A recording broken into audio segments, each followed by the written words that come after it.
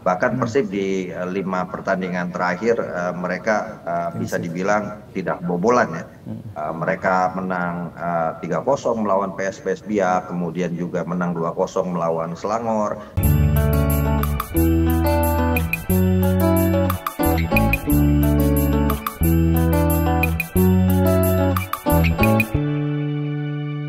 Ngebahas soal Persib yang lagi bersinar, kita bakal ngobrol sama ahlinya. Ada Nah, Bung Akmal Akmal Marhali. Marhali Wah, selamat pagi. selaku koordinator Save Our Soccer nih, Wah, abang keren kita ya. keren. Wah, Selamat pagi Mbak Putri, selamat pagi Bung Bur, salam Wes, sepak bola. selamat pagi, salam sepak bola, Bang Akmal. sudah segar Fresh banget ya. Fresh banget nih Bang Akmal kalau udah mau bicara sepak bola nih Bang Mantap. Akmal.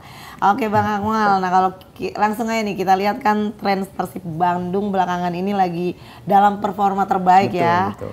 Nah dengan kemenangan beruntun, nah apa yang menurut Bang Akmal nih menjadi kunci kebangkitan Persib musim ini nih? Silakan Bung Akmal. Ya, kalau kita lihat sebenarnya di awal musim Persib sempat kesulitan ya, karena bagaimanapun mereka merombak 90% skuad mereka di musim lalu yang mereka berhasil meraih back to back champion, sehingga pelatih Boyan Hodak harus beradaptasi lagi dengan pemain-pemain barunya, termasuk diantaranya adalah menyamakan chemistry, karena beberapa pemain kan dari Persib yang menjadi pemain kunci di tahun sebelumnya itu banyak yang keluar, diantaranya Dolan ke Maluku United ya, diantaranya adalah Ciro Alves, kemudian David da Silva, Tyron Delpino, dan Gustavo Pranka, mereka ke Maluku United. Kemudian di Kuipers pindah ke Edo Febriansa, pindah ke Dewa United, sehingga ada kesulitan di awal musim Persib untuk menemukan karakter bermain di bawah arahan Boyan Hodak. Walaupun di laga pembuka mereka menang 2-0 melawan Semen Padang, kemudian di kualifikasi FC Champions League itu menang 2-1 melawan Manila Tiger. Manila Tigers, tapi kemudian sempat dikalahkan 2 kali ya oleh tim yang sebenarnya kalau bicara materi pemain Persib Jauh. kalah Persib bisa memenangkan pertandingan.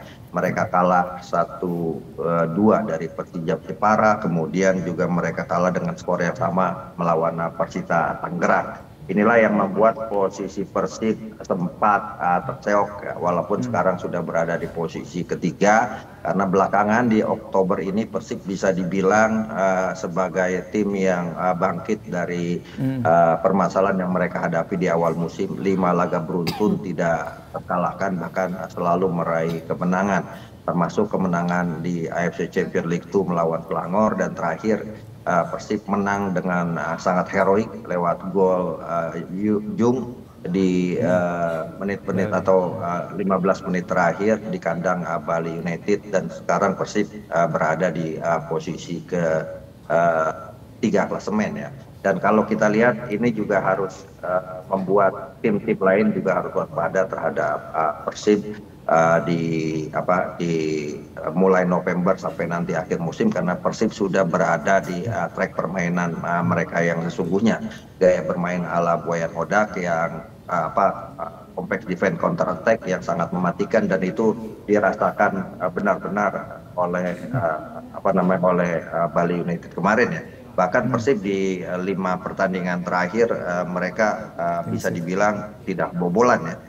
Mereka menang 3-0 melawan PSPS Biak, kemudian juga menang 2-0 melawan Selangor, menang 2-0 melawan Persis Solo, kemudian juga menang 1-0 melawan Bali United di partai terakhir, termasuk diantaranya adalah menang 2-0 di kandang Bangkok United di AFC Champions League 2. Nah, ujian Persib sesungguhnya ada di bulan November ini. November N-nya apa gitu kan bahasanya.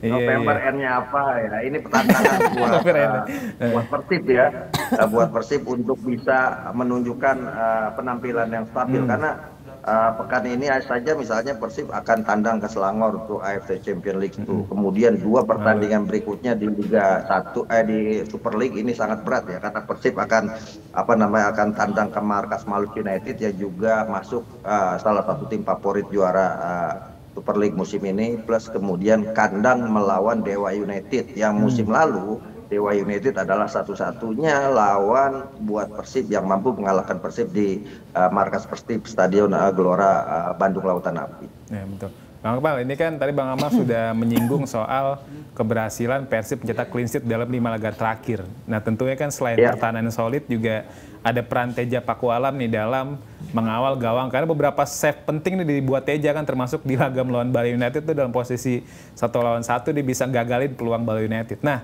kalau ngelihat performa Teja kayak sekarang, terlepas dari siapa nanti pelatih timnas Indonesia, Bang Akmal lihat udah layak nggak sih, Bang, ini si Teja Pakualam kembali main di timnas, walaupun ya untuk sekadar pemain pelapis lah, Bang Akmal. Ya, kalau lihat penampilan Teja Pakualam ini sangat luar biasa ya, walaupun sejatinya Teja ini adalah kiper kedua di Persib, karena kiper utama Persib sebenarnya adalah pemain yang asing yang mereka datangkan ya.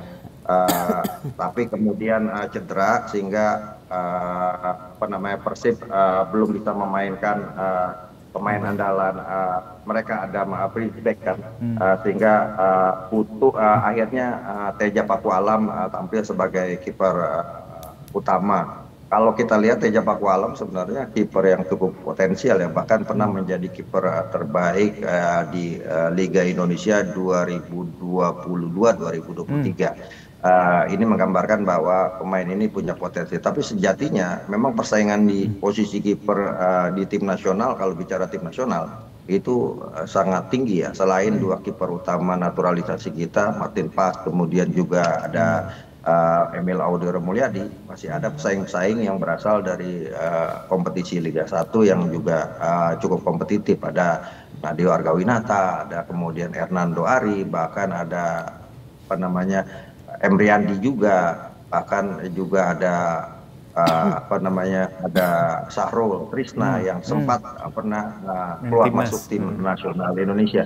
Termasuk saya juga melihat ada potensi besar dari kiper PSIM Yogyakarta, Cahya Supriyadi, yang juga penampilannya cukup konsisten. Bahkan salah satu tim yang mampu menahan Persib adalah PSIM dengan skor 1-1, dan ketika itu ada dua penalti yang digagalkan oleh Cahya Supriyadi dari Maklok dan juga Ulian yang kemudian digagalkan. Artinya kita sebenarnya punya potensi kiper-kiper masa depan buat tim nasional Indonesia. Apakah Teja kemudian layak?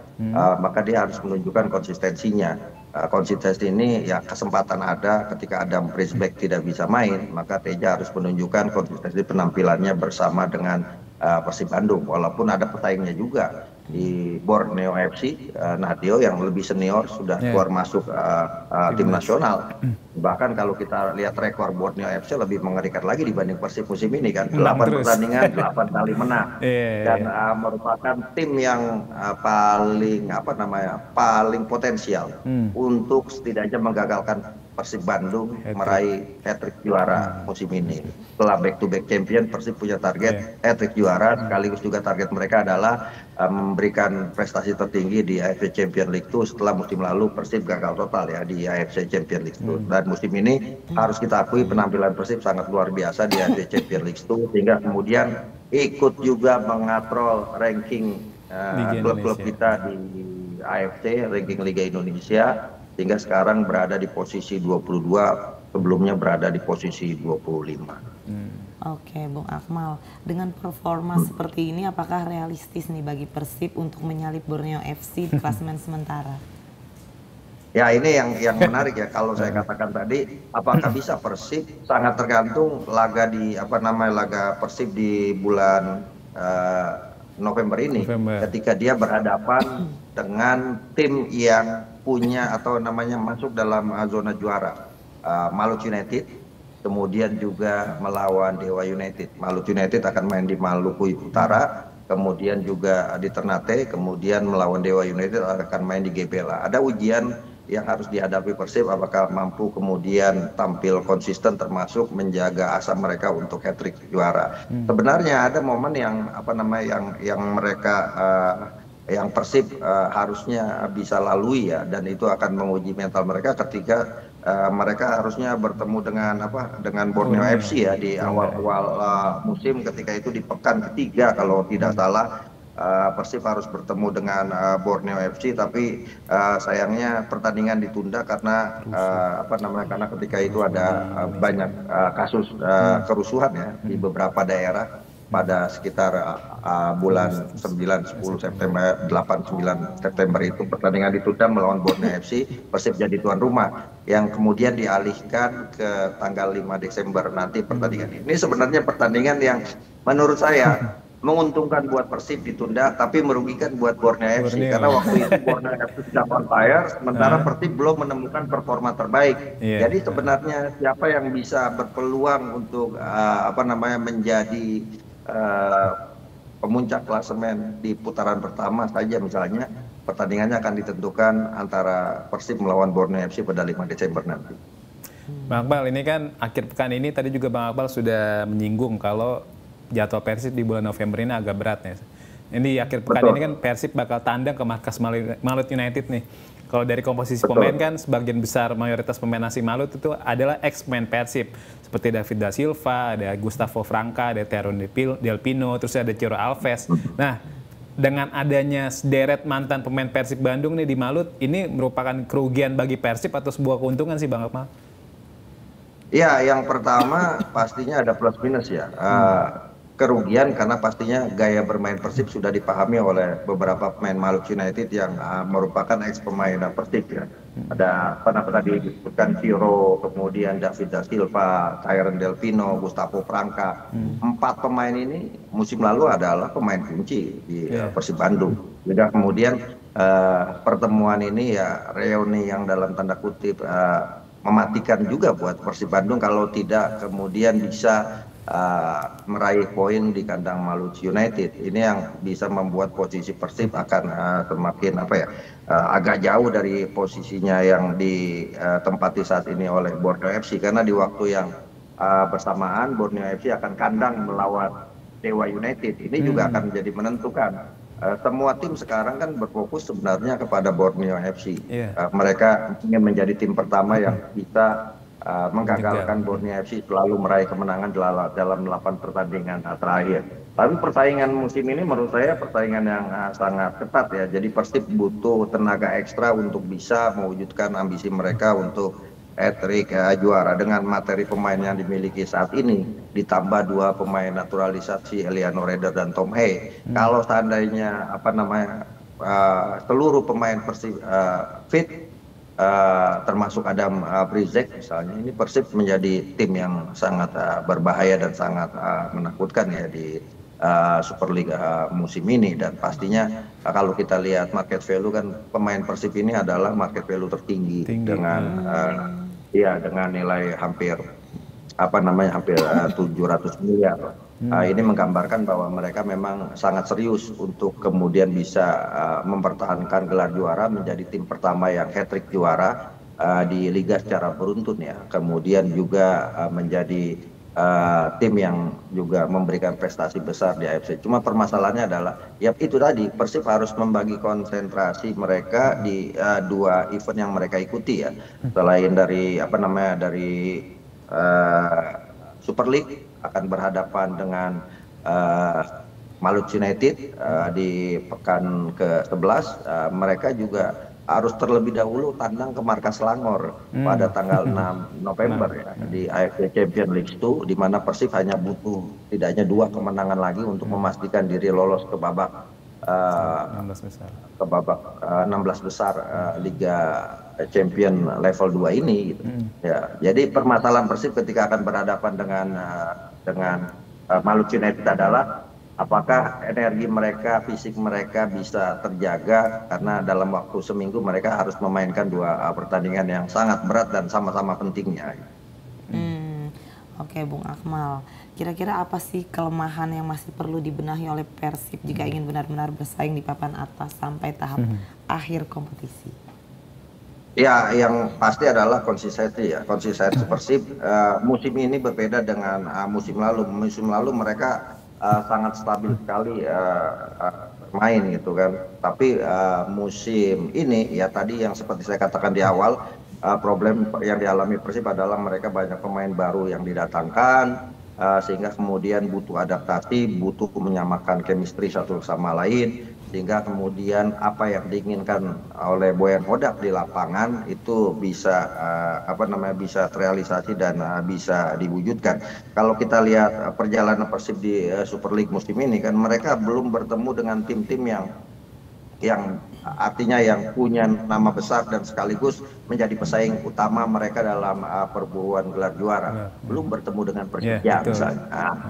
Salah satu tim yang biasanya akan sangat mendapat perhatian ketika terjadi El Clasico antara Persib dan Persija.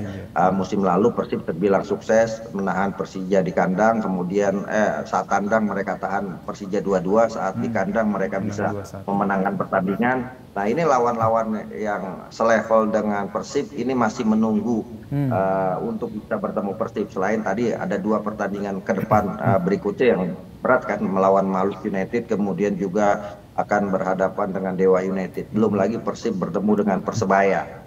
Salah satu tim legendaris ex-Perserikatan, ya termasuk Persija, termasuk Arema, yang selalu punya motivasi besar ketika berhadapan dengan Persib dan selalu punya ambisi untuk mengalahkan Persib.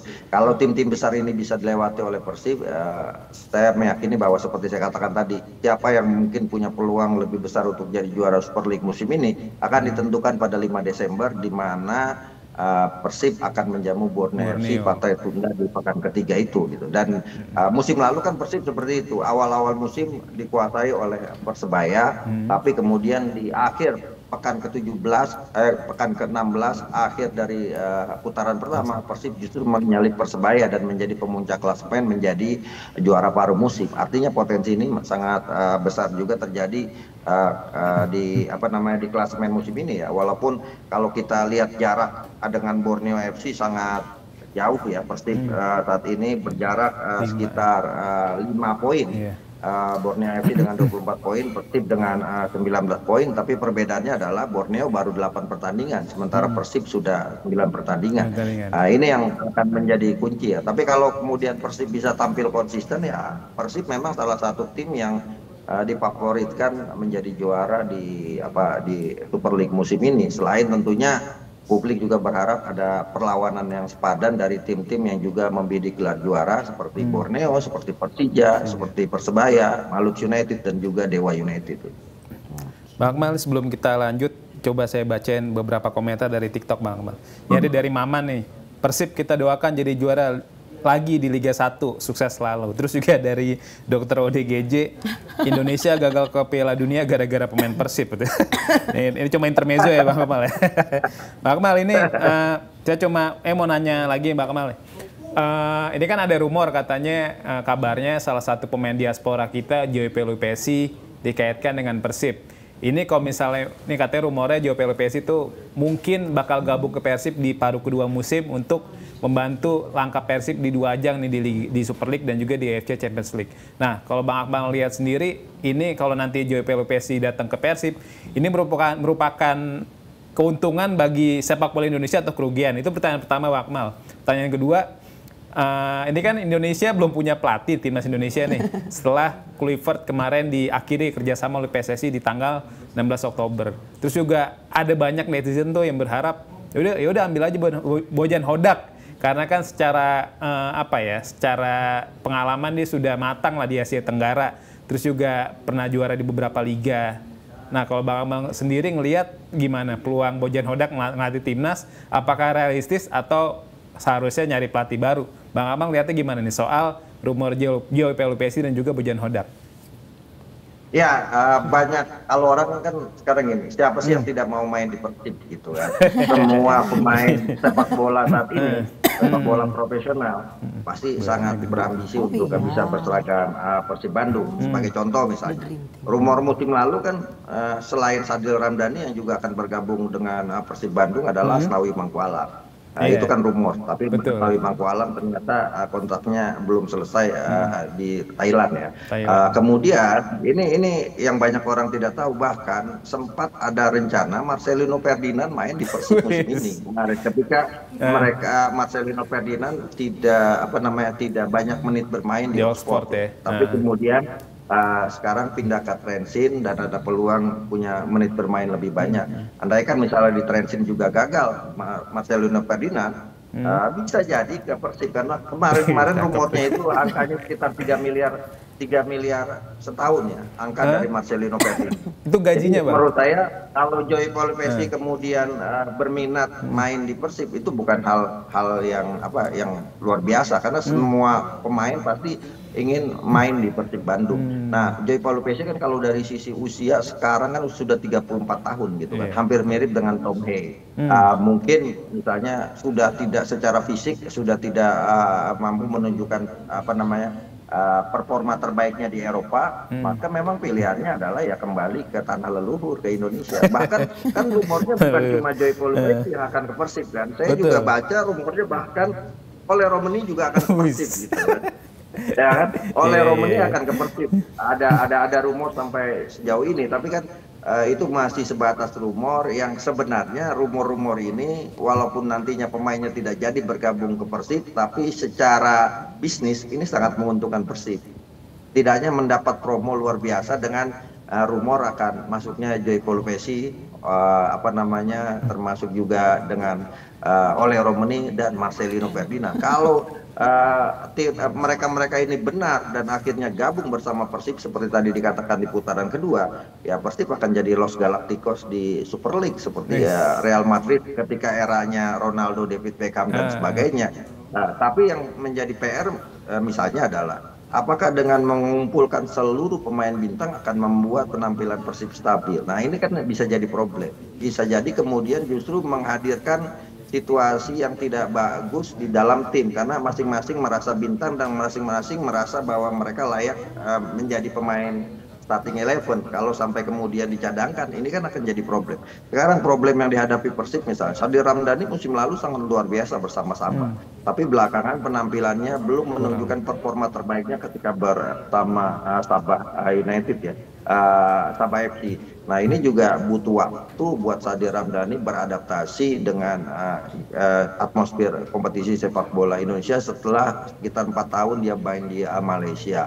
Ada beberapa juga yang Gue Cicau misalnya gelandang dari Persib yang juga musim lalu main di Malaysia belum mendapatkan performa terbaik. Julian Barros yang disebut-sebut Kylian Mbappe-nya Persib gitu kan, memang sangat luar biasa, tapi penampilannya juga belum seperti halnya David da Silva, belum menggantikan David da Silva sebagai striker. Kemudian Yung yang juga tampil sangat bagus sekali ketika melawan Bali United. Artinya kan Persib dengan materi pemain yang luar biasa, tapi mereka hanya akan menurunkan 11 pemain. Nah, ini persaingan di antara pemain-pemain bintang yang dimiliki Persib ini kalau tidak bisa dikelola dengan baik oleh Boyan Hoda, bisa menjadi bom waktu yang meledak dan bisa menjadikan disharmonisasi di tim. Tapi sejauh ini justru saya lihat semakin kuat ya, chemistry-nya semakin kuat, harmonisasi antara pemain juga semakin kuat, sehingga penampilan Persib semakin meningkat. Di posisi gelandang bertahan misalnya, itu kan ada posisi Tom Hey, kemudian ada Maklok,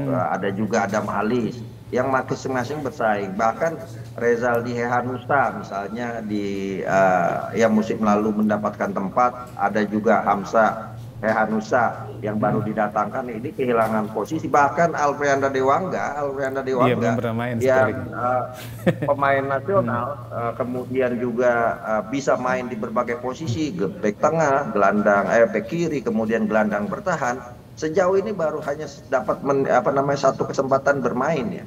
Bahkan di Super League belum mendapatkan menit bermain yang cukup untuk seorang pemain seperti Alfreanda Dewangga yang kabarnya putaran kedua ada beberapa klub yang ingin memakai atau meminjam Alfreanda Dewangga agar dapat menit bermain banyak, sehingga kemudian kansnya untuk kembali ke tim nasional sangat besar.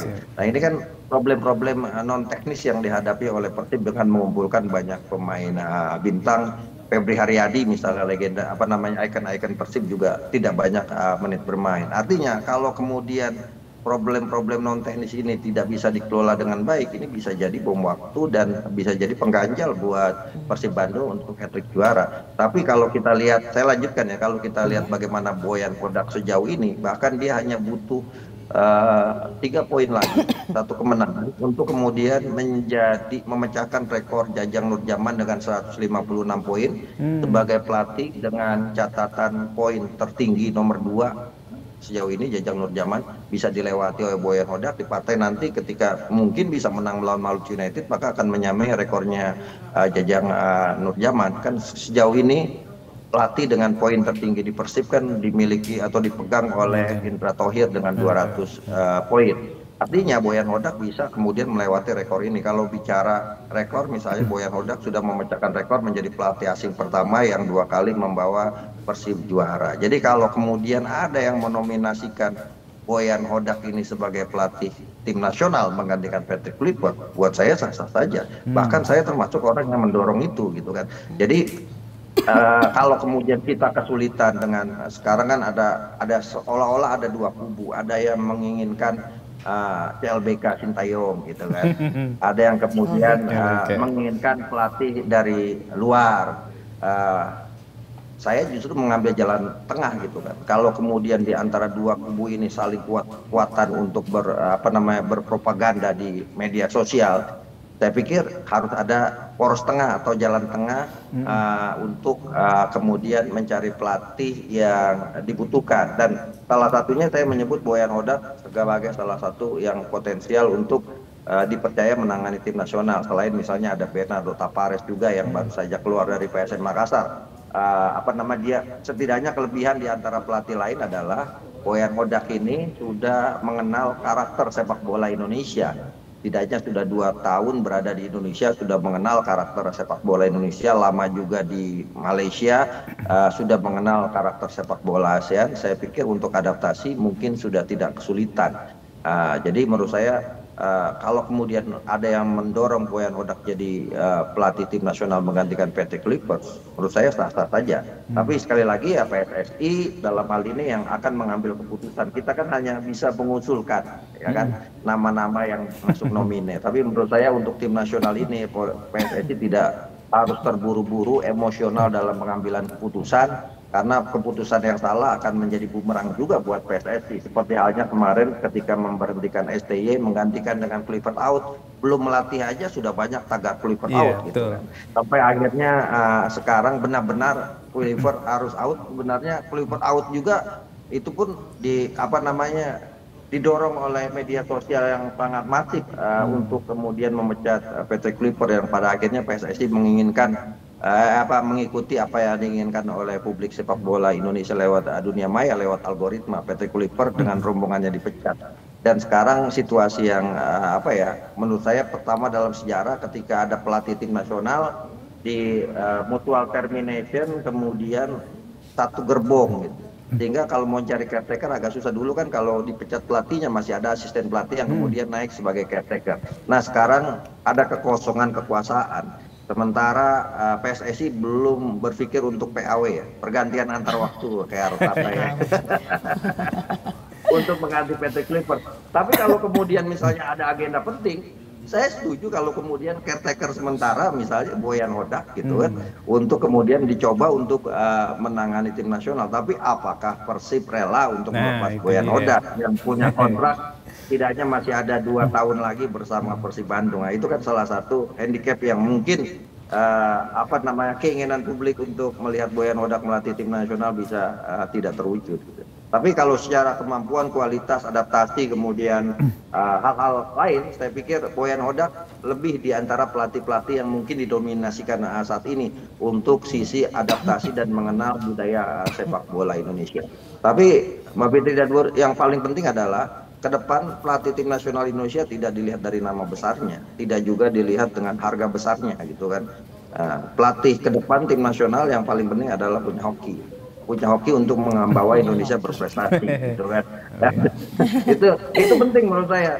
Karena nama besar pun belum tentu jaminan Indonesia bisa berprestasi gitu kan. Seperti halnya misal Arab Saudi kemarin mengganti Gerve Renat dengan Roberto Mancini yang juara Piala Eropa. Ternyata Mancini juga tidak bisa memberikan apa-apa gitu. Artinya dia punya hoki yang bagus bersama Italia, tapi ternyata hokinya tidak bagus bersama Arab Saudi, dan ini yang kita takutkan ke depan. Kita datangkan misalnya pelatih punya nama besar, misal yang masih nganggur saat ini Jurgen Klopp lah misalnya, mantan pelatih Liverpool, atau Xavi Hernandez misalnya, punya nama besar, harga besar, tapi kalau tidak mengenal karakter dan budaya sepak bola Indonesia, tidak cepat beradaptasi, belum tentu menjamin kita untuk bisa berprestasi.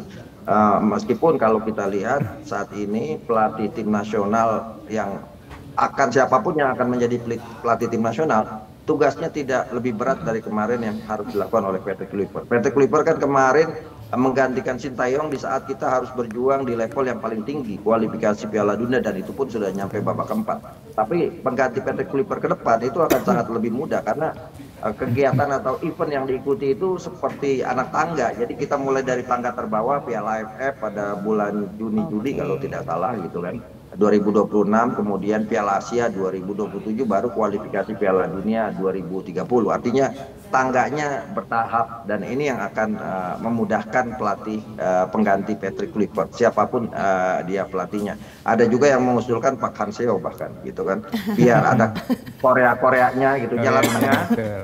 Korea bukan Sintayong tapi Pak Hanseo, ya sah-sah saja gitu kan. Jadi siapapun ya. Siapapun bisa. Oke, ini banyak banget ya tadi insight dari Bang ya. Akmal ya, Luar biasa, dari mulai Persib juara sampai siapa pelatih timnas selanjutnya. Betul. Baik Bang Akmal, terima kasih atas waktunya untuk Morning Zone.